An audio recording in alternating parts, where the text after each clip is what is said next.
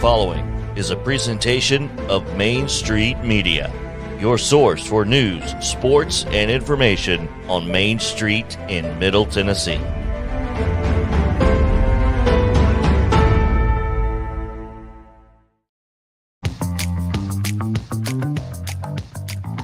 Welcome into a Thursday edition of Main Street Sports. Today on the program, we'll welcome TSSAA, a.k.a. the TSSAA Director Bernard Childress.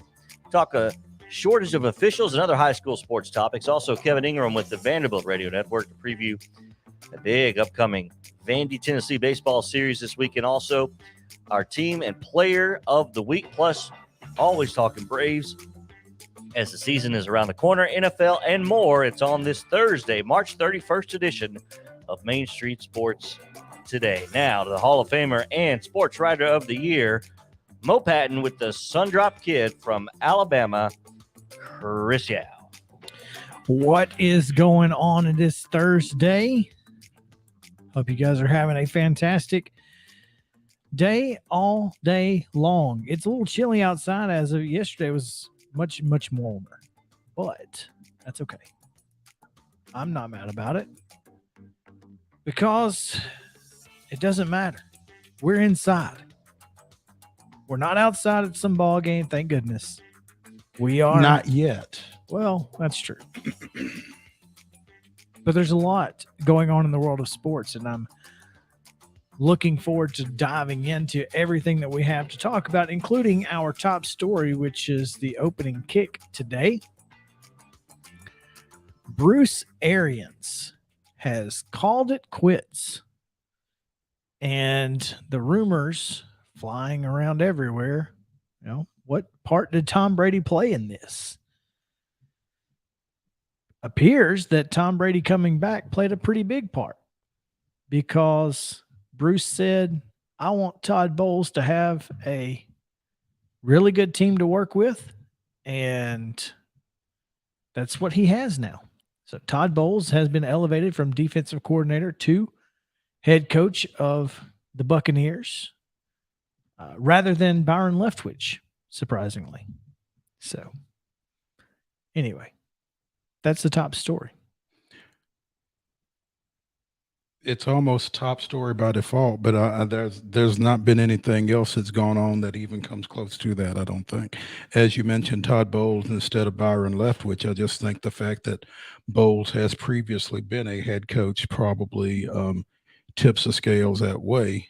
It's interesting, the timing of this. Timing is a little interesting, but nonetheless, Bruce Arians said he's been to the mountaintop, and that is as far as he needs to go. He's won the Super Bowl with his mom in attendance, and so therefore he needs nothing else to do. So there you go. That is our top story. We will talk more about that in segment number 3 today after we talk to Bernard Childress. But now we need to send you back to JP, and we'll give you yesterday's results and today's schedule on the rundown. This is the Rundown. All right, another busy day in high school sports across the mid-state. High school baseball from Wednesday. Hilton Head Christian out of South Carolina defeated Murfreesboro Central 7-6. It was Blackman 6-2 over New Trier from Illinois. Henry County falls to Oakland. Riverdale big over Lake Park from Illinois. Riverdale also defeated Glenbard East from Illinois. Spring Hill over Rockvale on Wednesday. Smyrna down Neuqua Valley from Illinois. It was Smyrna falling to Silver Creek from Indiana. Gallatin over Beach 7-6. Cookeville down Green Hill. It was Mount Juliet over Lebanon. Hunters Lane falls to Station Camp. Centennial barely over Brentwood by 1 run. Nolansville down Columbia Central, and Independence defeated Summit 9-7. High school softball from yesterday. Columbia Academy over Pisgah from Alabama 11-1. Also defeated Mortimer Jordan from Alabama, and Vestavia Hills from Alabama, and fell to Hartselle 6-5. No. Mount Pleasant fell to Hartselle. Mount Pleasant fell to Hartselle. Columbia Academy, by the way, did that win them the championship, or we still not know? We don't know. Okay. They were running through the Gulf They were Classic. In the finals against Athens. Okay. but we don't know who won. All right. So, again, Mount Pleasant falls to Hartselle, Alabama. Blackman over Tullahoma, Hendersonville down East Robertson, Brentwood Academy big over Harpeth Hall, and Hume Fogg put 19 up on St. Cecilia in a win. Division I baseball from yesterday, Tennessee, number 1 ranked Tennessee Volunteers, 11-1 over Western Carolina. College softball yesterday, the Lady Vols 9-2 over Lipscomb, and in a shootout in the Borough, Mississippi State, 19-14 over the Lady Blue Raiders. NBA yesterday, it was the Grizzlies 112-111 over San Antonio, and the Grizz stay hot. High school baseball scheduled today. First pitch around 4 o'clock. The Smoky Bear Classic. It is Clarksville Academy at Greenville. Only you can prevent forest fires. NBA at Hendersonville, 4:30 today. Come on. Madison, Indiana takes on Richland in the Viking Classic. Father Ryan and CPA Ainsworth will take on Pope Prep, and Brentwood Academy and Lipscomb will face each other. 5 o'clock, first pitch, Hampshire and Riverside Christian. Cheatham County takes on East Robertson. Grace Christian at DCA Hillwood at Nashville Christian. At 5:30, Lighthouse Christian at Zion Christian. Cascade welcomes Mount Pleasant. Perry County will head south to Wayne County. At 6, Colioca at Cornersville. Giles County welcomes West Limestone out of Alabama. Lawrence County heads west to the river to take on Hardin County. And Trinity Christian will welcome Columbia Academy. 6:30 tonight, Loretto will head across the state line to Russellville, Alabama. Glencliff will be at Laverne. Page welcomes Fairview. MLK at White House Heritage tonight. Mount Juliet at Ravenwood. Dixon County will take on Rossview. At 7, McGavock and Hendersonville will face off tonight. And in the Warrior Spring Classic today, 2:30 first pitch will be Spring Hill versus Glenbard East from Illinois. Stewart's Creek will take on Neuqua Valley.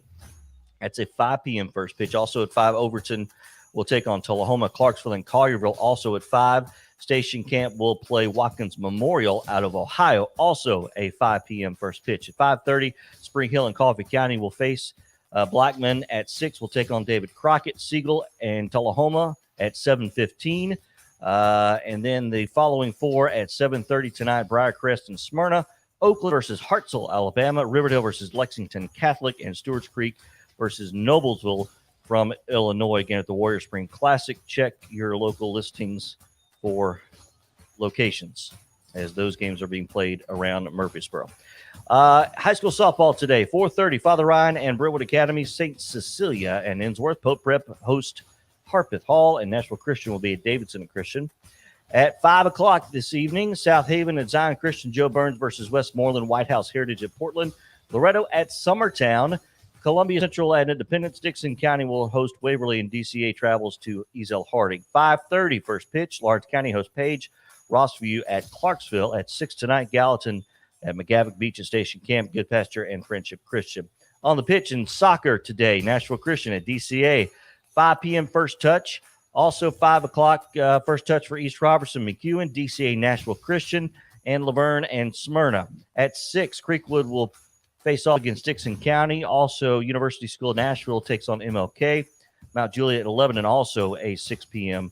first touch. Wilson Central Watertown at 7, as well as Gallatin Beach, Marshall County at Page. In the Southern Coast Cup at 6 o'clock, Oakland takes on Davidson from Alabama. Station Camp also from Huntsville, taking on Huntsville from Alabama, and Columbia Central taking on Daphne from Alabama as well. JUCO baseball today should be underway at this point. Ball State at Walter State, and Columbia State will be at Southwest Tennessee State. That's a 3 p.m. first pitch. And JUCO softball, Ball State at Walter State. First of 2 began at 1. And at 3 today, the first of 2 between Columbia State and Southwest Tennessee State. That's at 3, doubleheader for softball. Women's basketball tonight. Final 4, WNIT from the Glass House in the Borough. The Lady Blue Raiders will welcome the Pirates. Are they the Pirates or the Lady Pirates? They're just the Pirates, right? I guess Pirates can be either or. Yeah, I think so. It's probably unisexual. I would think so. Seton Hall at MTSU tonight, ESPN 3, 6:30. That is your rundown for this Thursday, March 31st. Whatever today is. Yeah, not April Fool's Day yet, but there you go. I feel pretty confident that neither Ball State nor Columbia State is playing today in either sport. I don't know, man. All I know is the composite schedule is tomorrow. So, but when you go to their composite schedule, they just change. Like, it doesn't say no games today. So maybe that is tomorrow. You're on the TCCAA? Mm-hmm. So I don't know. Maybe they're expecting weather. I don't know. I don't. All I know is, so if it doesn't have, like, if they don't have a game today, it doesn't have Thursday, no games today. So it very well could be tomorrow. But when I went to the schedule, there were games, so it very well could be tomorrow. I'm not really sure. Yeah. Okay. Nonetheless, Always disclaimer: check your local listings. Yeah, I mean, especially Subject to change. when Spring we're trying sports to get stuff done. Spring sports are Always subject to subject to change. change. So but we are trying to give the most Accurate. timely and comprehensive and accurate information possible here on Main Street Sports today. So we're trying. I still don't know. But anyway, Yeah. Bernard Childress coming up on the other side of the break. We'll hand out some hardware as well. So stick around. Main Street Sports Today returns. Talk about officials and the lack thereof. Mostly the latter. All right, here. Y'all come back.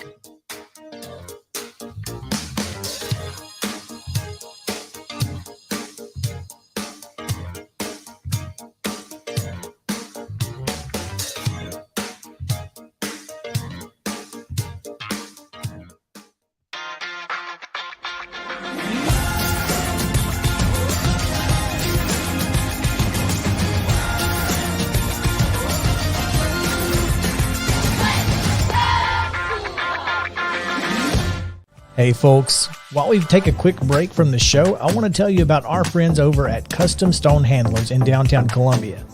Ed Rich and his team at Custom Stone Handlers believe in leadership. And outside of the military, our greatest leader building platform is sports. Custom Stone Handlers proudly encourages young people to get in the game. You can contact them today at 931-490-4990 or visit CustomStonehandlers.com.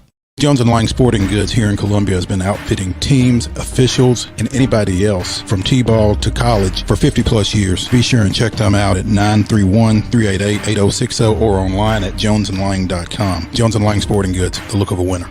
Zion Christian Academy, ZionEagles.org or 931-388-5731. You can schedule your appointment. Go tour their campus. It is beautiful over there, and you're definitely going to want to see it. Again, it's ZionEagles.org. Give them a call, 931-388-5731, and schedule your tour today. Are you an enthusiastic sports fan? Want to have fun and get in on the action? Heck yes, that'd be awesome. Have great attention to detail? Want to stay active? Definitely. Want to give back to the student athletes in your community? Obviously, yes. Then you'd make an excellent high school sports official. We need more officials in Tennessee, because with no high school officials, there are no high school sports. Sign up today at highschoolofficials.com.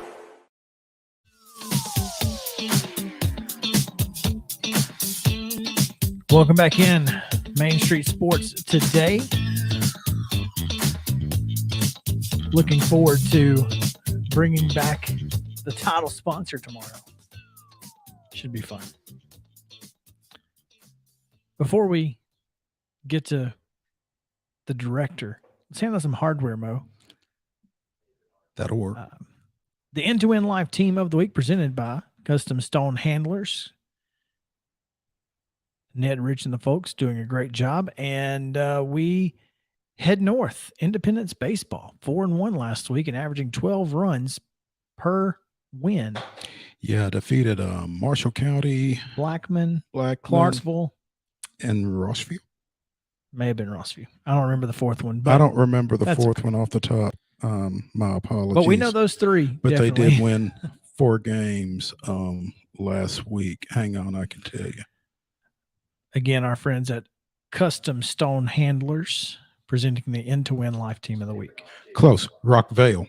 Rockvale. Their one loss was to Rossview. So, Gotcha. Okay. Yeah. So, yeah, they beat Marshall County 18-0, Blackman 7-1, lost 8-5 to Rossview, defeated Clarksville 14-6, and Rockvale 8-5. So, again, putting up some numbers, even in the loss. So, that offense been pretty potent.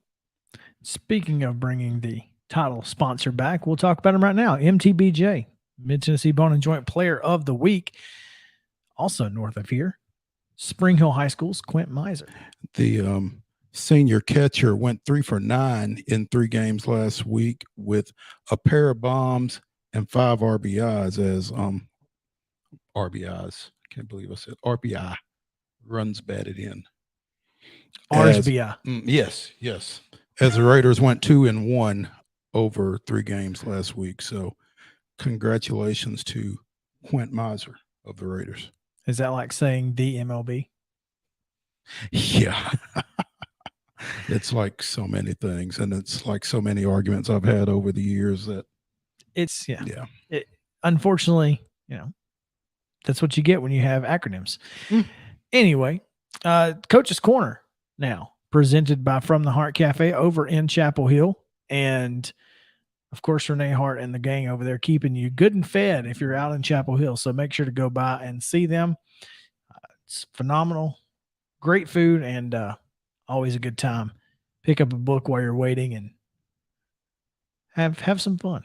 Anyway, on Coach's Corner this week, we have TSSAA Executive Director Bernard Childress, who is joining us rather than staying in a meeting. So good for him. Thank you. Thank you for making us feel important, Bernard. Hey, how you doing, Chris? How you doing, Mo? I just stepped out of the meeting. I've been in there all day, so it'll be okay. Well, I want to ask, but I'm not going to ask what meeting you're in. We're just glad that you. I don't mind. I don't mind telling you. We're trying to finalize our spring fling schedule. Oh, okay. I mean, we go from one thing to another, and we've got to get the spring fling schedule finalized to get it to the people in Rutherford County in the chamber so they can start working on their volunteers.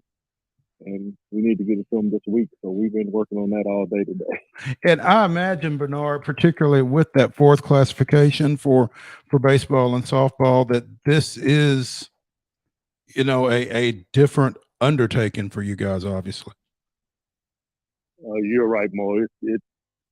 And that's exactly when I walked out, we were just finishing up our softball. Trying to finish up our softball bracket. It is when you add another class, you got to find fields to play on. You got to add more volunteers to work, and you got to have more umpires. So it took us quite a while to find out how many umpires we needed on Tuesday and Wednesday as opposed to Thursday and Friday. When we started eliminating teams. So, but we'll get it done and we'll get it to them. Yeah. Obviously, what we were wanting to get you on about, Bernard, was something we wanted to talk to you about for some time. The move to mandate Thursday night football games due to that lack of officials. But now this week, we've seen some situations where it's not just football, where officiating numbers is an issue. And now, as you mentioned it in, spring fling and that kind of thing, but also the 4 classifications is creating some, I guess, concern. I guess there's talk about potentially reducing the state basketball tournament qualifiers to the 4 semifinalists. We threw that out just as a point of discussion. I can tell you, Maurice, I do not see that happening. I mean, when you look in the board, their attitude right now, those 12 board members, is we're not going to do anything with this unless we have a vote of the schools. When you poll the schools, they said, I understand what you're saying as far as 68 games in 3 weeks and starting on Tuesday and going all the way through Saturday with the girls tournament and the boys tournament. And if we move one round out, we just felt like there would be so much excitement, in the local communities with those games. But overwhelmingly, school administrators and coaches said to us, we do not feel like we've been to the state tournament unless we've been to the Blast House in Murfreesboro. So, you can talk about a whole lot of things, but when you got 12 board members that are voting, we as a staff feel like we could get this done even before the NCAA tournament starts if we were like Division II and went to a Final Four. But it's, to me, a pipe dream right now. It's not. I just don't see it happen. Yeah, I don't know. You've brought 8 to state in Division I's 3 classes for as long as it's been in this format, and I just don't know. Like you said, I think people talk about getting to Murfreesboro. It's not even getting to the state tournament. It's getting to Murfreesboro. It's getting to the glass house. And I just don't think that's a genie that you can put back in that bottle at this point with so much tradition behind it. I totally agree. Like I said, you got to throw ideas out there, get the board to think about it. But I know, because I've talked to too many about it in the past, I know right now how they feel about it. And when it was brought up a few years ago, we are going to look at going to a Final Four. Even our president, Mike Reed, he said, Bernard, you remember we did this several years ago, and we did it in a June meeting, and we got so much slack from schools. We came back in August and had to reverse it. He said, so we don't want to do that again. We want our school's opinion. I know how the schools feel about it. We all know how the schools feel about it. And I get their point. And so it's a great experience for these young people to come and play in a state tournament atmosphere. And the schools right now just do not feel like they are in a state tournament atmosphere in Division I unless they are in Murfreesboro. Bernard Childress, Columbia native and executive director of the Tennessee Secondary School Athletic Association, with us here on Main Street Sports today. And Bernard, as I said, that wasn't necessarily what we had initially wanted to talk to you about. Let's get into that. At the February Board of Control meeting, it was voted that football programs would be mandated to play one Thursday night game during the 2022 season in an effort to try to relieve some of the officiating shortage that has taken place in football. And again, now this week we're seeing that softball in particular is having some officiating numbers issues as well. And I'm sure that goes to baseball as well. How do you, what night do you shift softball games to? I mean, it's well, let me start with what you're talking about is in certain areas of the state. We have a tremendous amount of schools that are playing softball games and tournaments in Middle Tennessee. So the problem right now in softball, we haven't heard anything from West Tennessee. We haven't heard anything from East Tennessee. The problem we have now is in Middle Tennessee, where we have 3 associations trying to cover every school in Middle Tennessee. And you got to add in now middle school games also. But everybody wants to play on Tuesday and Thursday. And our signers are saying to us, send us some Monday games. If you would play on Friday, we can cover every game in Middle Tennessee. But if they're not playing in a tournament, some of the coaches are like, well, we may practice on Friday, but we're going to get out of here early, and not wanting to play a game. And we spent a lot of time. I was on the phone probably at 10 o'clock of the night with the signer in Middle Tennessee. And what I said to him was, look, you got to be fair to every child and every school that you assign. And your last option should be sending one official to a game. 2 in regular season, really, the game is covered much better with 3. But if they're using 2, I said, so you need to start with the district games in that are being played in Division One, the regional games that are being played in Division Two, and make sure that every one of those games are covered with 2 umpires. Then, if you want to even consider using one, if you're having middle school games that you need to cover, you can use one, possibly use one there if the coaches agree. Or if you have some games that you know it's going to be a softball game, it's going to be 28-27. You know, talk to those coaches and see if you can use one there. But be fair, and when you run out, you run out. And now you got to talk to the other schools about possibly moving their games from Thursday to Friday. And that's what we had in football. I know you wanted to talk about the football proposal. We spent so much time. Richard McWhirter, who was in charge of football, I know there were Thursday nights where he was on the phone trying to find college officials who may be coming this way to call MTSU's game, calling them saying, hey, would you come in a day early and do a high school game? We'll pay you mileage and we'll pay, pay you to officiate the game. And because we know you got MTSU on Saturday. Some games had to be moved this past year, at the last minute to Thursday because we just didn't have the officials. So we did form a committee of board members and state office staff people, and this is what they came back with. I actually took this to the Football Coaches Association in Chattanooga when we were there and talked to them about it and said, look, you all know where we are.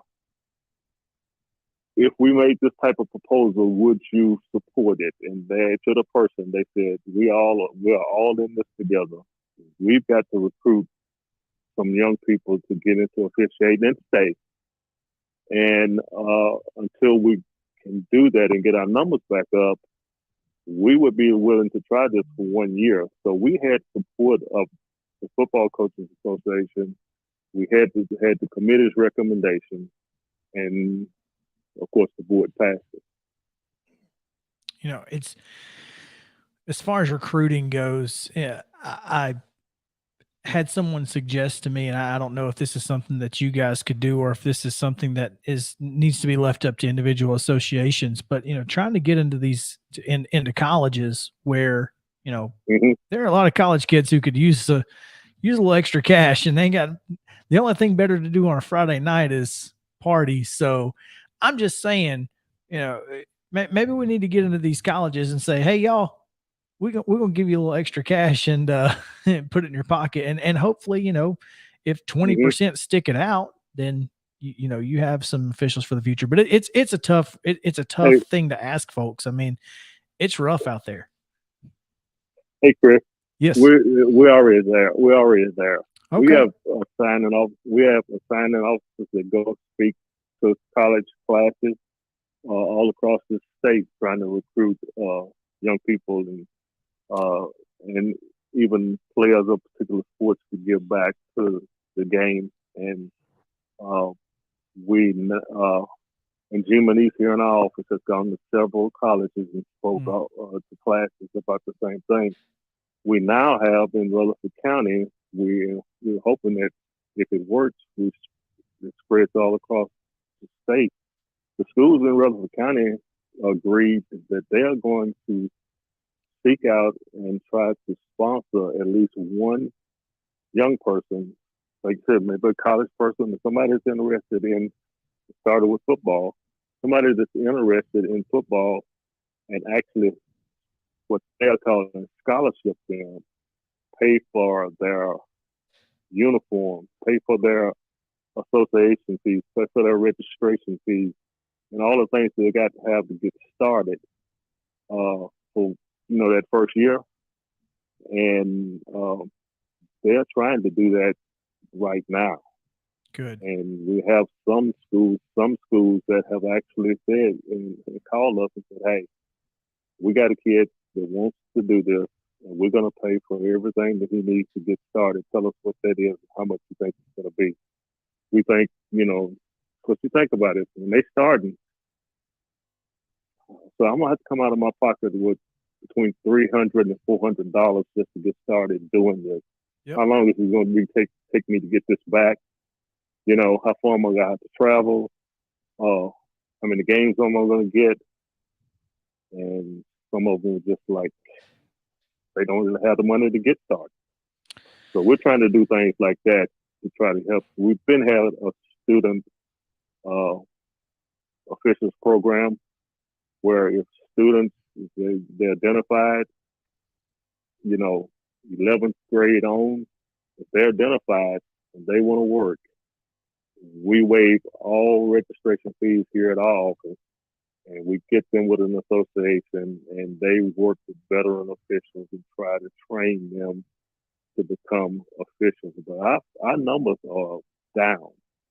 We don't know. Normally the numbers go up when people are unemployed. Now you can walk anywhere now and see help wanted signs. People are having a problem getting a job these days if they want one. And so, and then sometimes we struggle with the really good young officials getting started. They really love it. And all of a sudden, I'm getting $85 to call a football game on Friday night. But I just got contacted by the OVC, and I can go do an OVC game on Saturday and make $2,700. Yep. Which one do you think they're gonna take? Hey, Listen, this is a true story. A guy that I did a World Series and USSSA World Series. I did softball with a guy. It was his first year as an official. On Sunday, I was watching Jacksonville State, and he was umpiring, 28 years old, umpiring OVC softball. Yeah. That's, absolutely. I mean, you got 28-year-olds out there umpiring kids his age. but the thing is, though, to a degree, that could be the carrot for some of these guys and ladies as well, because I mean, former University School of Nashville basketball standout Will Howard Downs. See him on TV all the time doing SEC games and beyond. I mean, if you're good, there's places for you to go. So, I mean, if this is something you take a Will Howard, I didn't mean to interrupt you. No, you're fine. Go ahead. Will Howard down, and when Will Howard gets into college, he don't have time. He's not gonna do a high school game. Sure, he may not do a high school game this year, so we've lost him. You know. Right. And so it's that limited time that we have with these really ones that come on and they really work at it and they get good at it. We probably keep that kid 3 years at the most. Right. And then the colleges will come in and say, hey, would you like to come and work in the OVC? Remember, high schools are not the only place where officials are short. They're short at the pro level. Right. They're short at the college level, and that's just the way it's going to be for a little while. And unfortunately, it starts at the middle school. I mean, that's it. That's where you get the biggest shortage. So it's tough. Yeah, and I tell you, Chris, we would be even shorter if we didn't have some officials. Thank goodness that said we'll come and work college games. We love high school sports, and we're going to continue to work high school. So we have a lot of our officials that work both high school and college. Bernard Childress, Executive Director of the TSSAA, thank you so much for taking some time with us. Get that schedule done so we can start planning our spring fling trip as well. Well, thank you all. Like I said, it's always a pleasure, especially to talk to my hometown people. And I just appreciate what you all do for young people. Hopefully by the time I get back in here, you all pull me out. I was glad to get out. Maybe by the time I get back in here, they've ironed everything out and I just need to approve it. There you go. There you go. I like that. Bernard Childress of the TSSAA with us here on Main Street Sports today. When we come back on the other side of this break, there has been a captain named for an upcoming spring football game. It's interesting. Up north of here, and it's an interesting honorary captain. So let's talk about it. Let's do when we come back here on Main Street Sports Today.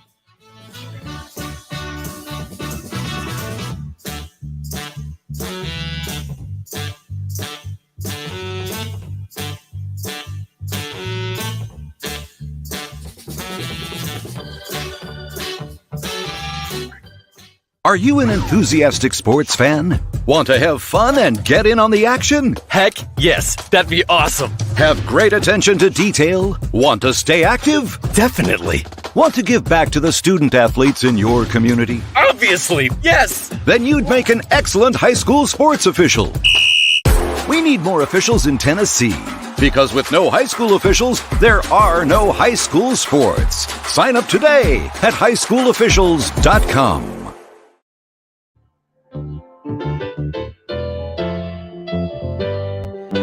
Welcome back into this Main Street Sports Today. Mo, are you an enthusiastic sports fan? Heck, yes. Heck yes. How good was the old coach? Huh. I mean, we didn't expect anything less, but He's always good. and so transparent and direct and doesn't hide things. That's the beauty Yeah. of talking to Bernard Childress. It's too bad. If you ask him a question, you're going to get an answer. Yeah. Now, it may not be the answer you want, but you're going to get an answer. And, he tells us every time. I'll answer your questions. That's right. and I'll tell you what we're talking about. If I have an answer, I'll answer. I'll give it to you. Yeah. And man, there's no substitute for that. There's not. So. Well, it's just too bad that we can't get him to Mark Emmert's seat. You're here. Because, boy, we could use some answers at that level. I'd love for Bernard Childress to be the head of the NCAA. Wouldn't that be phenomenal? Yeah. I doubt he'd want it. No, he probably would not. Mo, not only will there be a honorary captain in Ann Arbor for the Blue and Maize game, but sometime during this event, there will be a showcase of sorts. Oh, okay. Colin Kaepernick has been named an honorary captain for Michigan's spring game, which might sound a little odd for someone who played at Nevada, but his old pro coach, Jim Harbaugh, is, of course, the coach of the Wolverines. There will be a showcase of Kaepernick working out, throwing to some NFL free agent wide receivers during the event, which is certainly interesting. We've heard of his recent workouts, and a lot of folks say that Colin Kaepernick looks like he could step in and play right now. So I guess they'll get to see firsthand in Ann Arbor. I just feel like the level that he had played at when last he played, it's tough for me to think that there are 64 better quarterbacks in the league than Colin Kaepernick. I don't know. I don't know the answer. I mean, we just haven't seen him at that level in 4 or 5 years. But the only way to know. No, I'm not saying I'm just saying that we don't know. Yeah. Because he's not been there. No. And that's not. We don't. You're right. We don't know. They don't know either. But neither do they. So I'm not going to say that somebody should sign him, but I'm also not saying that you're telling me. I don't know why you wouldn't kick the tires. What was the guy that ended up? He was the backup in maybe Buffalo or New York or something. I mean, hadn't played in 10 years or something. Any number. There was I can't remember who it was. Oh, it was the kid from Missouri. Not Drew Lock, but the one before him. the Missouri quarterback. I know who You you're who I'm talking about. Yeah. And he maybe it was it the Cowboys that he started for? I don't remember. I cannot think of his name. I know who you're talking about. And but he hadn't played in like literally 10. We didn't know he was still in the league. Mm-hmm. He graduated in like 07, 08 or something, and and has apparently been bouncing around the National Football League for 14 years. Holding clipboards. Hey, I'll tell you what. It's the best job in the world is holding a clipboard on an NFL team. There's no doubt about that. Backup quarterback for the NFL? Yes, please. Yeah. Give me that job all day. But it is interesting that, I mean, the fact that nobody has even tried. And again, guess we'll see what he looks like in Michigan. What do you? I mean, I say, what do you think? I mean, he's had some passing sessions with, I guess Seahawks receiver Tyler Lockett and his brother, I think, and he's had some other throwing workouts with some guys. And all of the reports on those have been what I'd expect anyway. I mean, the guy can still throw the ball to NFL receivers. So I don't know.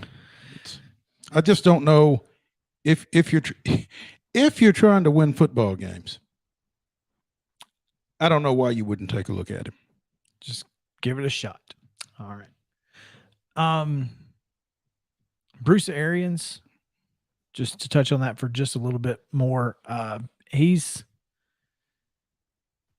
What are you surprised? Were you as surprised as I was to get that breaking news alert? Yeah, I did not. I mean, I didn't expect it. Didn't have any reason to expect it. I mean, again, they coming off a couple of great years under Arians, and I don't know. It sounds a little bit like Bobby Johnson's resignation / retirement at Vanderbilt a few years ago. I don't know if Arians did this with the intent of, kind of forcing Tampa Bay to stay in-house with his successor, or it's possible, or if it was Brady didn't want to play for Arians. There's some of that. Well, if he didn't want to play for him, then why come back? Yeah. I know we're about to go to break, but my thought on that, I think he wanted to allow one of his guys to get the job, but he also had, he spent all last year with a torn Achilles, hobbling around. His health has been Arians up and down. Yes, his health has been up and down. So I think, although he says that had nothing to do with it. Oh, yeah, of course he's going to say that, but I don't think it had anything to do with Brady. I don't either. I don't think Tom Brady had anything to do with it. Other than maybe making that decision easier for him. Yeah. Knowing that he's going to hand it off to his guy in as good a situation as he could with Brady at the helm. Yeah. I mean, it makes sense. Yeah. There you go. All right. Let's take a quick halftime break. I've got some random facts to give you. Stick around.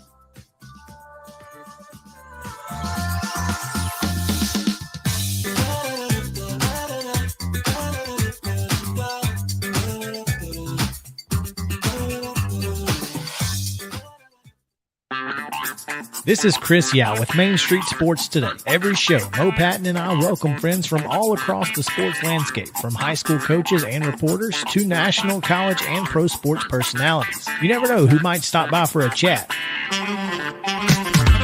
AP Tennessee sports editor, 3-time Tennessee Sports Writer of the Year 2020 TSSAA Hall of Famer. She covers the Titans, the Predators, the Grizzlies, college football, and hoops. Please make welcome Teresa Walker. Former University of Tennessee, former Team USA Olympian, ex-Cy Young Award winner, R.A. Dickey. R.A., did I miss anything? Man, that was sweet.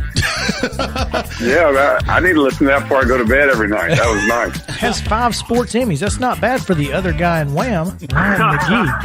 The other guy in Wham married the best looking girl, Bananarama. So the other guy in Wham had a pretty good life. From preps to pros, we're taking on the sports topics you care about. Tune in across Main Street Media social platforms at 2 p.m. p.m. or on demand on your podcast distribution platform of choice. All right, so let me just throw some, and forgive my pun here, facts at you. Are we sure they're facts? These are facts? I guess just the facts. Just the facts. Dallas Jackson, who is a former editor of popculture.com and Middle Tennessee resident, I believe. Murfreesboro, I believe. Yeah. So he was, I knew he was living here for a while. Well, before he did pop culture, he was a sports. He was a sports writer. guy. Correct. Yeah. For 24/7 or something like that. Or Rivals. Maybe Rivals. The samurai were officially abolished in 1867. All right. Abraham Lincoln was famously assassinated in 1865. The first ever printing telegraph was invented in 1843, or a fax machine, which is the fax pun. Anyway, there was a 22-year window in which a samurai could have sent a fax to Abraham Lincoln. That is insane. Cut his mic. Because listen, there's a TikTok out there that is facts that will mess with your perception of time. This is FACTS. Yes. Facts. But not a facsimile. But like, this messes with my perception of time. 22 years. A 22-year window in which a samurai could have sent a fax to Abraham Lincoln. And define a samurai again? The sword? No, the samurai was a people. Okay. They were a warrior people in 22 year where the samurai could have sent a facsimile. Okay. To Abraham Lincoln. To Abraham Lincoln. Okay. That blows my mind. Dallas Jackson's tweet said, "Well, with this new information, I'd like to pretend a samurai faxed Abraham Lincoln about the invention of A1 steak sauce in 1862." Because that's always been one of my favorite jokes is, since 1862 on A1 steak sauce, right in the middle of the Civil War, somebody said, "Hey, you know what this country could really use? A good steak sauce." Hey, help ease the pain of the war, maybe. Clearly. So anyway, there's a 22-year window in which, beef could have been tough to get around then. And I guess if you managed to get steak in 1862, with everything that was going on, you deserve to be able to enjoy it, right? That's right. Yeah, you probably need to cover it with something. Yeah. My granddad bought the first ever fax machine sold in Birmingham, Alabama, from Jimmy Bragan, Bobby Bragan's son, who eventually became the commissioner of the Southern League. There we go. So there you go. Wow. Oh, that's a trivia host right there. More facts. Yeah. About facts. There's your new podcast. Facts on facts. Facts on facts. Facts on facts on facts. But no beefing over fish. That's right. That's another great title for a podcast. That would be a great title for a podcast. What's your beef over fish? Oh man. Come back with us to the second half of Main Street Sports today. We'll be back.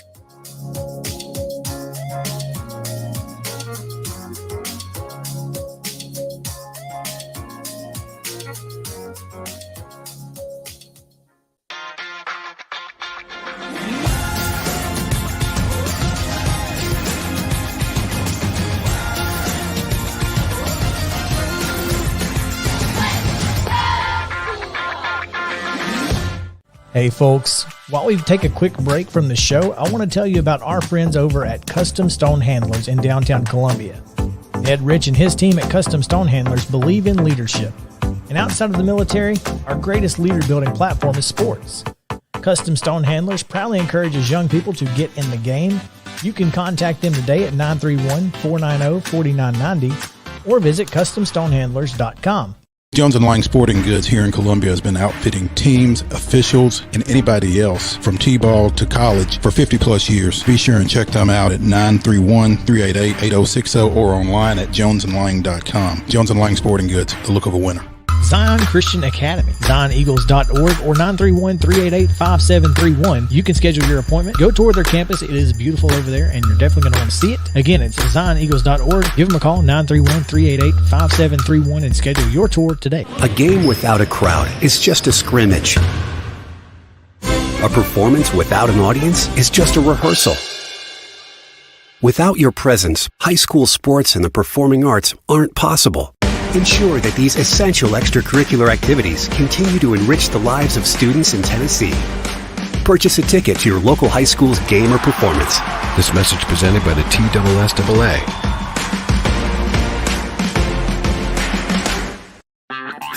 This is Chris Yao with Main Street Sports Today. Every show, Mo Patton and I welcome friends from all across the sports landscape, from high school coaches and reporters to national, college, and pro sports personalities. You never know who might stop by for a chat. AP Tennessee Sports Editor, three-time Tennessee Sports Writer of the Year 2020 TSSAA Hall of Famer. She covers the Titans, the Predators, the Grizzlies, college football, and hoops. Please make welcome Teresa Walker. Former University of Tennessee, former Team USA Olympian, ex-Cy Young Award winner, R.A. Dickey. R.A., did I miss anything? Man, that was sweet. Yeah, I need to listen to that before I go to bed every night. That was nice. Has 5 sports Emmys. That's not bad for the other guy in Wham, Ryan McGee. The other guy in Wham married the best looking girl, Bananarama. So the other guy in Wham had a pretty good life. From preps to pros, we're taking on the sports topics you care about. Tune in across Main Street Media social platforms at 2 p.m. or on demand on your podcast distribution platform of choice.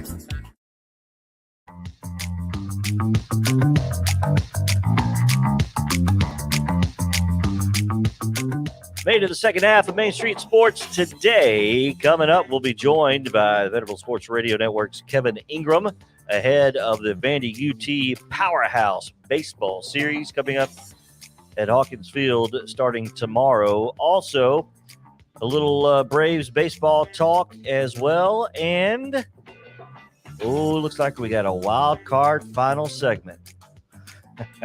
Stay tuned. It'll be fun. On this Thursday edition, second half action, back to the Hall of Famer Mo Patton, the Sundrop kid from Alabama, who once got told by the owner of the Birmingham Steel Dogs to pipe down, you're barking too loud tailgating. Chris Yao. Fun fact, I did not do the barking. Guilty by association. I was the one who was yelling, "Who let the dogs out?" and everyone else barked after that. Semantics. So you were the cheer leader. That's correct. I was the leader. Or is A&M the yell leader, right? Yes, I guess. Yeah, yell leader. Well, I mean, it sounds better. It was, we had some interesting times, but yes, I was, in fact, the one, because obviously at our home games after touchdowns, we played, of course, the Baja Men. Of course, you did. Why wouldn't you? Yeah, Steel Dogs. Steel Dogs.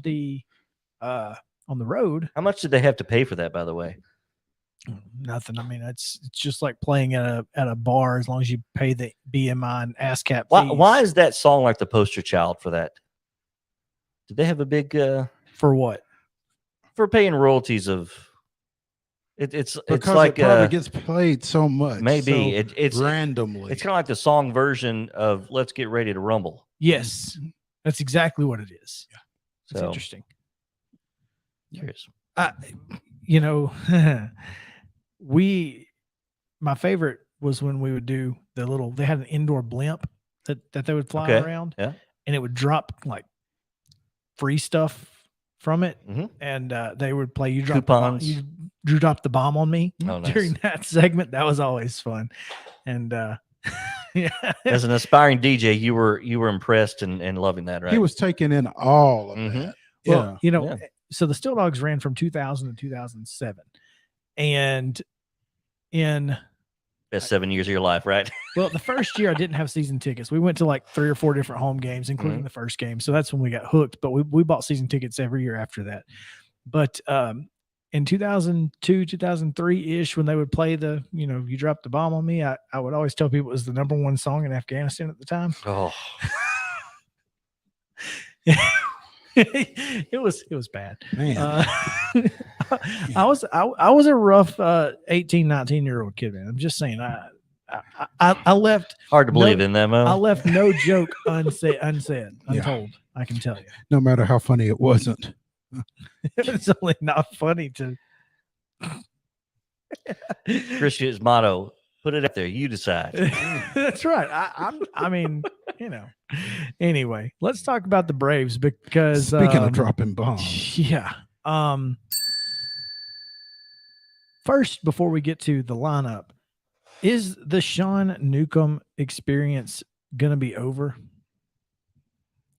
If he has many more outings like this, it will be. Should it be over? Should Spencer Strider be the guy? I don't know it. I don't even know if it's a case of Sean Newcomb versus anybody. I just think he's had ample opportunity to show that he could or could not produce consistently at that level. And, everybody points to the 8 2/3 no-hit innings against the Dodgers back in 19? Was that when that was?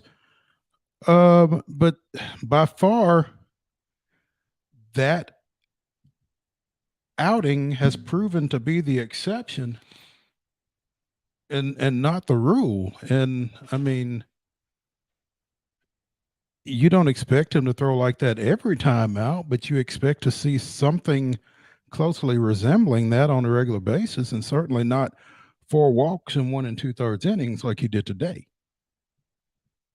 Yeah. So it's just unfortunate because he does have such a high ceiling. Well, and what's really unfortunate about it, and I get this, is you've seen enough of him that you think you don't want him to go somewhere else and get it together. Yeah, that's the thing. And we've seen that with some guys that we've let go. Yeah. So, yeah, Alex Wood, looking at you, yeah, I mean, we got very bad Alex Wood, and then next thing you know, and then great Alex Wood goes to Cincinnati and now is with the Dodgers. So that will keep you from making a move sometimes. But I think if the writing isn't on the wall for Sean Newcomb at this point, it's pretty close. I mean, think if you're the Rockies and you watch Tyler Matzik do what he did in the postseason last year. Sure.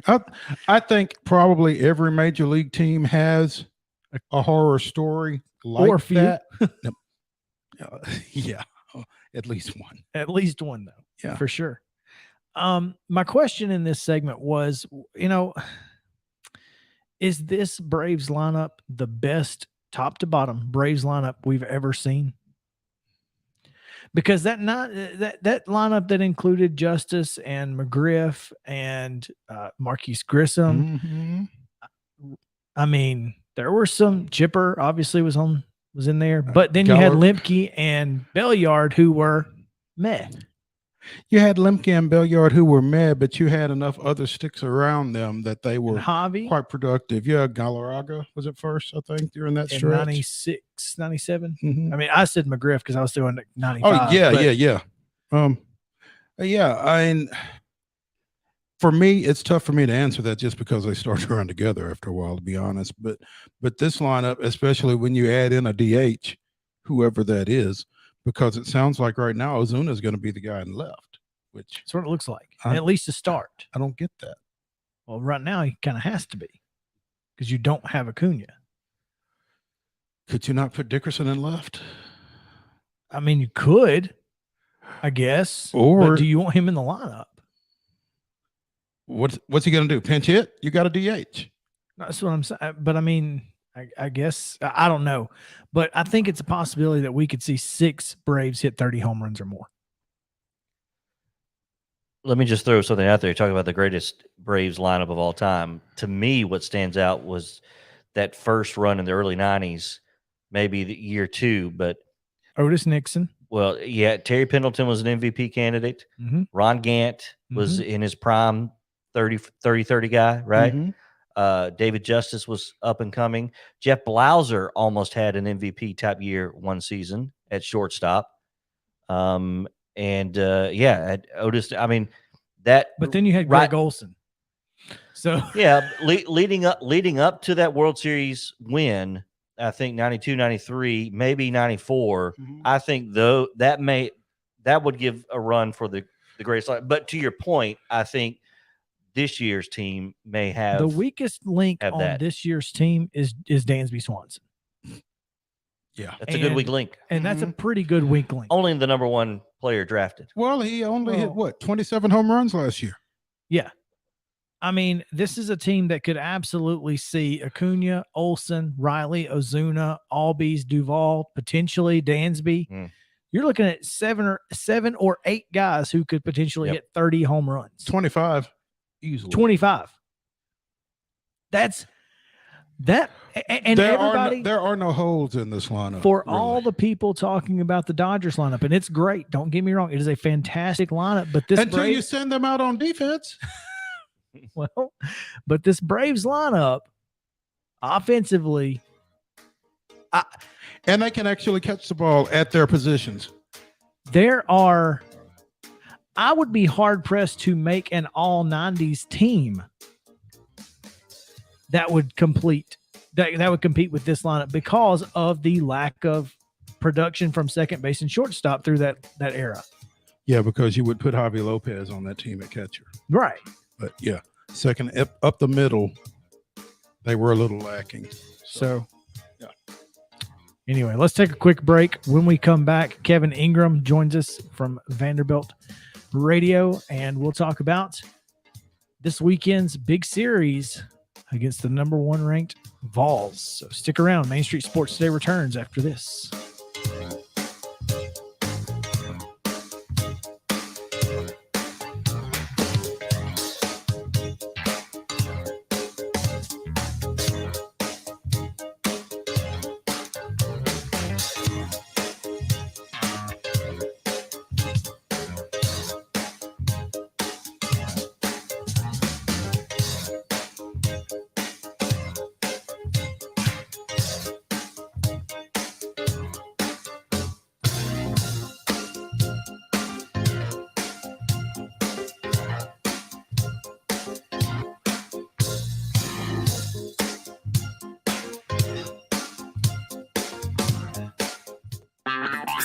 This is Chris Yao with Main Street Sports Today. Every show, Mo Patton and I welcome friends from all across the sports landscape, from high school coaches and reporters to national, college, and pro sports personalities. You never know who might stop by for a chat. AP Tennessee Sports Editor, 3-time Tennessee Sports Writer of the Year 2020 TSSAA Hall of Famer. She covers the Titans, the Predators, the Grizzlies, college football, and hoops. Please make welcome Teresa Walker. Former University of Tennessee, former Team USA Olympian, ex-Cy Young Award winner, R.A. Dickey. R.A., did I miss anything? Man, that was sweet. Yeah, I need to listen to that before I go to bed every night. That was nice. Has 5 sports Emmys. That's not bad for the other guy in Wham, Ryan McGee.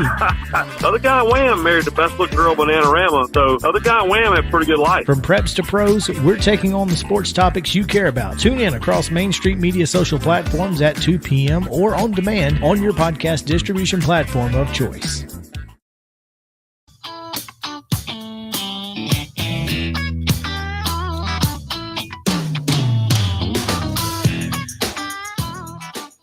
Welcome back in to Main Street Sports Today. Oh, to answer your question, yes. There is a report out there that Vanderbilt guard Scottie Pippen Jr. is in the transfer portal. Come on, man. Thursday. Why are you doing this to me? I just searched on Twitter Pippen transfer. What's the date on it? March 25th. So that comes from verbalcommits.com. So I don't know 6 what that days ago. Yeah. And that's the only thing. Well, I mean, there's several other tweets about it, but really? Anyway, you know who we could ask if he's heard anything? Kevin Ingram. So let's just bring him on right now. Hey, Kevin, how are you, man? What's going on? I'm still trying to get past the promo that was talking about Flam and Bananarama. I feel like I'm in the right place on this radio show. Yeah, Marty McGee and Marty and McGee. Marty's kind of he's the George Michael of the bunch, and Ryan McGee sometimes gets lost in the shuffle. So we affectionately call him the other guy in Wham. Not we. Well, he actually referred to himself as the other guy in Wham. You referred to him as the other guy in Wham. In fact, when we first got him, it was like, can't you get Marty? I'm like, no, but I can get Ryan, So Chris was a little disappointed to have Ryan McGee on our airwaves. Me, I was ecstatic. Kind of like I am to have Kevin Ingram. So, Kevin, welcome to the show, man. I appreciate you taking some time with us, and hopefully Chris won't compare you to Andrew Ridgely before we can get off. But yeah, Mo, anytime, man. It was great seeing you the other night down in Murfreesboro, and I'll always enjoy catching up with you guys. Yeah, wanted to talk to you about this UT baseball series, but as long as we brought it up, Scottie Pippen transfer portal. Is anybody on West End talking about that? I have not heard anything. I had seen probably the same thing you did, and that was several days ago, but I haven't heard anything to that end. I'll be really interested to see what Scottie does. He's had back-to-back fantastic seasons. He's the first player in about 25 years to average 20 points a game in consecutive seasons in the SEC. But yeah, I think it'll be a big decision to make for him, whether he plays out his fourth year at Vanderbilt, to go somewhere else, tries to go in the NBA draft. I mean, I think there are probably a lot of things in the air for him as far as the decision to be made. But as far as actually entering the transfer portal, I do not know anything official on that. World of College Basketball Twitter says Scottie Pippen is not in the transfer portal. The Vanderbilt basketball Twitter DM'd me to let me know what I retweeted was from a fake account. In other news, St. Peter's won. So there you go. I'm just glad the Vanderbilt basketball Twitter is tweeting somebody. Well, we know Jerry Stackhouse isn't tweeting Mo because, that's not happening. Yeah. Kevin, obviously, huge baseball series at the Hawk this weekend. Top-ranked Tennessee coming in for a 6:00 game tomorrow that will be shown on ESPN2.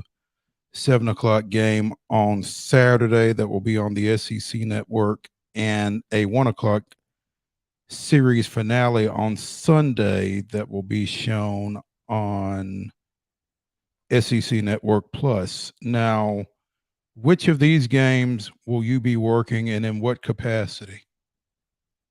I'll be doing Sunday's game on SEC Plus. I'll be on the call with Andrew Harris on that game on Sunday. So, yeah, they'll, as you said, ESPN2 and SEC Network, the linear channel, will be doing the game on Saturday. But, yeah, we'll be with you on Sunday at 1:00. I don't know that these two teams have both been in the top 10 going into a series as they are this weekend. You might know better than I would, but just the excitement around this. I hate that this series is as early in the SEC conference schedule as it is, really. Yeah, I kind of felt the same way. In fact, it feels like it's really early in the conference schedule. Even last year, it was a couple weeks later than this. Now, you think about last year, that series over in Knoxville, both the teams were highly ranked then.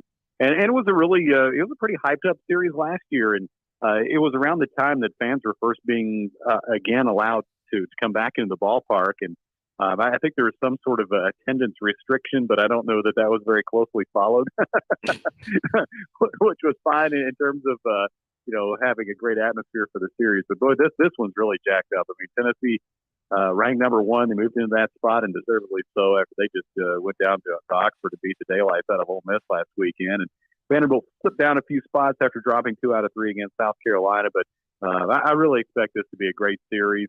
I do sort of wish it was a little bit later in the SEC season because, whatever happens in this series, it's not like it's the end of conference play. It doesn't decide the championship or anything like that.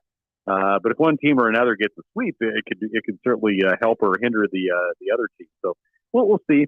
But it's really exciting to think about what's ahead this weekend with these two teams. We had Wes Rucker from 24/7 Sports on a couple of days ago, Kevin, and the one thing that we talked about with this UT team is the pitching that they can run out at you, and the numbers that those pitchers are putting up, particularly on the radar gun. I don't know that any pitching staff has the number of 100-mile-an-hour guys that UT has the potential of running out. And they've got another one that threw in relief in last night's win against Western Carolina, and Blake Tidwell from Loretto. I would imagine you got to expect to see him at some point this weekend as well. But I mean, do you feel like Vanderbilt has seen this type velocity as deep as UT can provide it? I don't know if they've seen anything like this since last season. I mean, you think about Mississippi State and what those guys have done out there in the two series, the first one in Nashville and then the second one in Omaha. Man, they had some dudes that could bring it. But yeah, this Tennessee bunch, man. Chase Burns is hitting triple digits all the time.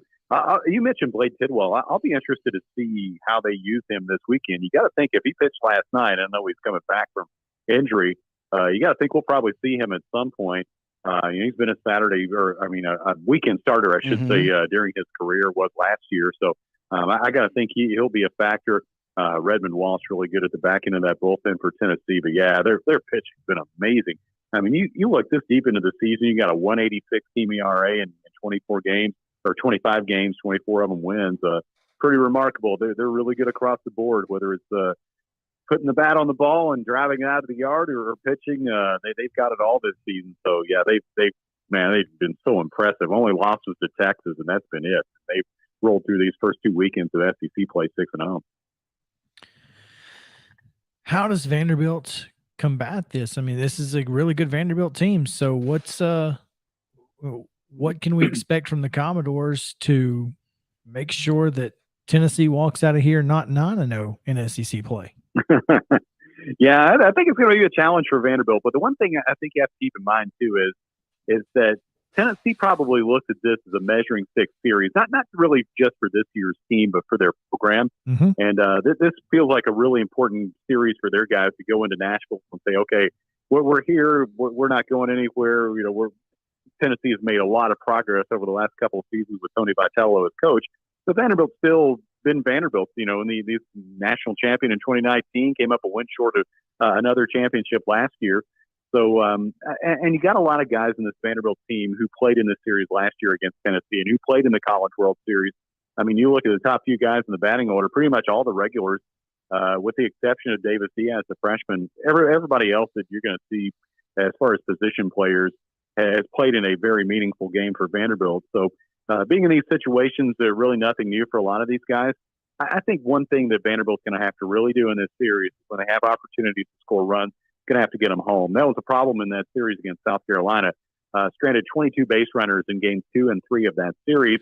And some of it, you tip your cap. South Carolina made some great defensive plays that snuffed out innings. But for Vanderbilt, when you have these chances against Tennessee, especially with the kind of defense or with the kind of offense that they have and can score so many runs, and the pitching just not just not allowing runs, but not really allowing a lot in terms of base runners. Vanderbilt's going to have to make the most of those chances, whether it's playing small ball, whether it's getting Enrique Bradfield on and stealing a couple bases and using a sac fly or a ground out. However you have to get those runs home, don't just try to depend on a big inning or a big swing. Just get the job done when you have the chances. Speaking with Kevin Ingram of the Vanderbilt Radio Network here on Main Street Sports Today. Again, huge baseball series coming up this weekend at Hawkins Field as top-ranked Tennessee comes to town.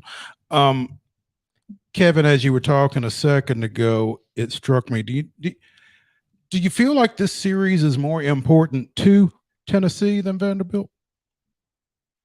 I think it probably is important in different ways for both teams. I think for Vanderbilt, as much as anything, you just want to play good baseball, whether it's against Tennessee or anybody else in the SEC you would be facing this weekend. I think in terms of the rivalry and something to prove or whatever, I think maybe that swings a little more in Tennessee's direction.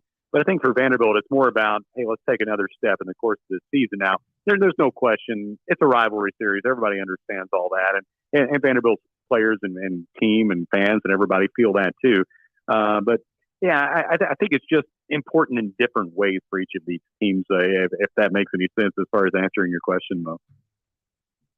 It is interesting because, obviously Tennessee gets a lot of Kentucky basketball as their Super Bowl, and Vandy baseball is their Super Bowl, and that and rightfully so. I mean, Vanderbilt is the standard for SEC baseball and has been at least for the last decade and a half. So there's nothing wrong with being everybody's Super Bowl, other than you can't take a night off, and especially when you're Right. when you're a top 10 baseball team, you're expected to be a top 10 a baseball top 10 team. baseball team. You don't expect to lose at home, even if it is the number one team coming in. So that's part of that, though, is this Vanderbilt team.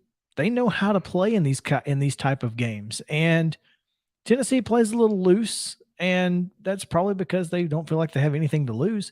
But over time, when it gets to, as you said earlier, Mo, it's March, it's not May or June.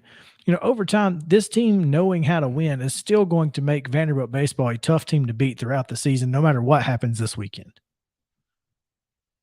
Yeah, I totally agree with that. And one thing that I think is really interesting when you look at this series, it's just, and you hit it a minute ago, how different these two programs go about trying to achieve the same goal. There are lots of different ways, and in every sport, there are different ways of winning games, and that holds true in baseball. You look at the way Vanderbilt goes about its business with Coach Corbin. Things are very buttoned up, and kind of almost a military type feel at times. For Tennessee, it feels like more of a frat house kind of feeling to their team. Just the way they play. I mean, you said it. They're very loose. They're very confident. They have a big time playing baseball. Not that Vanderbilt guys don't. I think Vanderbilt players and program. I think everybody has a whole lot more fun than maybe people think. Winning makes everything a whole lot more fun. But just different ways of going about trying to achieve the same goal. Excuse me. But at the end of the day, as so much of baseball is decided about who can pitch the best and who can catch the ball and make the plays and not give away outs. And, certainly offense is a big part of that. But to me, those other two elements, especially in close games and when you get on down the road in the postseason, that always makes a difference. So you can go about it however you want, but you have to have those fundamental elements if you're going to win baseball games, especially in big spots. Kevin Ingram, Vanderbilt Radio Network, with us here on Main Street Sports Today. And Kevin, before we let you go, we can't let you go without asking you, have you got all of your newly logoed gear yet? I can't say that I have any newly logoed gear yet. I'll be looking for it. I'm always up for some new gear, so whatever anybody can pass along my way. I'd certainly be happy for. I've seen a T-shirt or two pop up here and there, or maybe a hat or a polo with the logo on it. But I have plenty of Star V gear that I'll be rocking for the interim here. But I'm sure all that'll be coming soon. Will you be wearing the new logo when you get it? Yes, I will. Since Vanderbilt's my employer, then if they want me to wear the new logo, then I'll wear the new logo. Smart man, this Kevin Ingram. Hey, I tell people there's one hard and fast rule that I have is that you always root for your employer. That's right. Makes my granddad gave me some of the best advice I ever got in my life when he told me it never gets any bigger than the man who signs your paycheck. So, I feel you there. Makes sense. Makes perfectly good sense. Right. Vanderbilt, Tennessee, 6:00 on Friday night, 7:00 on Saturday night, 1:00 on Sunday afternoon at Hawkins Field. And you can hear Kevin Ingram on that 1:00 Sunday call on SEC Network Plus, along with former Vanderbilt infielder Andrew Harris. Kevin, appreciate you spending some time with us this afternoon. Hey, anytime. Give me a holler anytime. I'm always glad to help. Thank you for having me. All right. When we come back, the wild card. I got some stuff. You got something to say? We got some stuff to talk about. So stick around on Main Street Sports Today. We'll be back after this.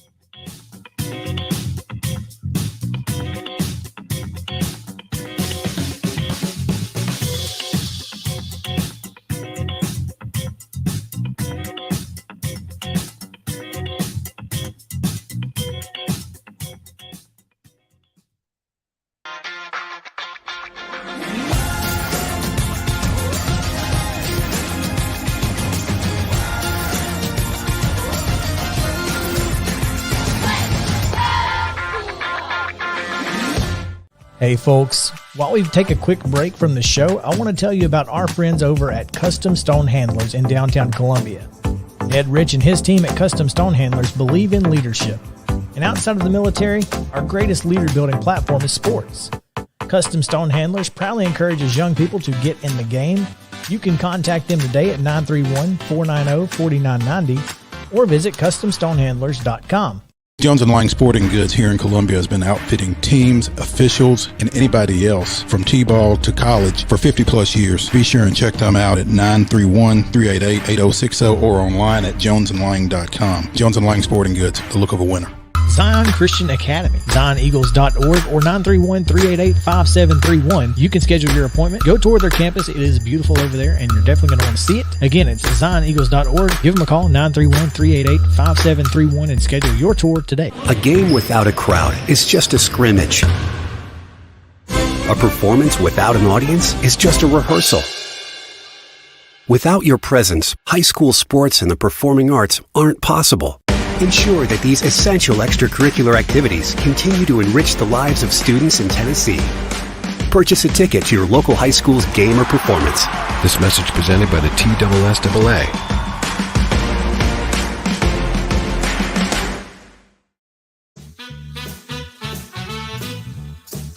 Hey, welcome back in. It is Main Street Sports today. Almost Friday. Almost. The sun is out. That's going to help a little. A little. But at least, yeah. Every little bit helps on a day like this. Did you guys have anything blow away yesterday? I had a limb fall in my front yard. Did it break anything? Hurt anything? No, it just fell in the front yard. Big limb. Big limb, yeah. Trash can in the yard of the house next to me. Okay. Blew over. Yeah, my trash can had been blown over when I got home, and then we've got this old stone bench, heavy as hell. I mean, it's like 100 pounds. I mean, it's ridiculous. Blew over? No, I picked it up and put it, propped it up against our new fence. We got a new fence about a month and a half ago, and so I propped it up against that because the big French gates were starting to blow a little bit. It worked. A new fence. Mm-hmm. Was it put up by anybody that you have voiced commercials for? We tried and never got a call back. So. Oh wow! Oh, yeah. So if you need a fence, don't stop. We're not on that station anymore. But if you had asked for a pole barn, that would have been we would have. That's right. Sorry. No, you're not. I'm not. You're in the market for a fence. What about a pole barn? Maybe a pole barn. Maybe a pole barn. That's it. Maybe the pole barn. Yeah. Pole barn would be fun though. I wouldn't mind having a pole barn. Where in the would backyard. you put it? I don't know. I mean, I don't have a lot of room for a pole barn, but you do not. The idea of a pole barn just sounds. I mean, it's maybe a mini pole barn. Yeah, like a pole gazebo. It would be that's what we call a carport. You can't just. It's like I saw a tweet the other day. This person was like, in times of breaking news like this, there should be some sort of podcast we can listen to in real time. You mean radio? You're thinking of radio. Wow. Damn millennials. A real-time podcast. Real-time podcast. It's almost like we've had that for ages. More than 100 years. More than 100 years. So there's that. What did we do before podcasts, right? Yeah. I have no idea. Good Lord. Nobody heard anybody speak. Goodness gracious. Oh, you said you had something. Let's get to it. Well, I mean, nothing spectacular, but Las Vegas is getting their own street circuit Formula One race. So, akin to what Nashville had? Exactly what Nashville had, except it's going to go right down the strip. Same circuit? There's jokes there.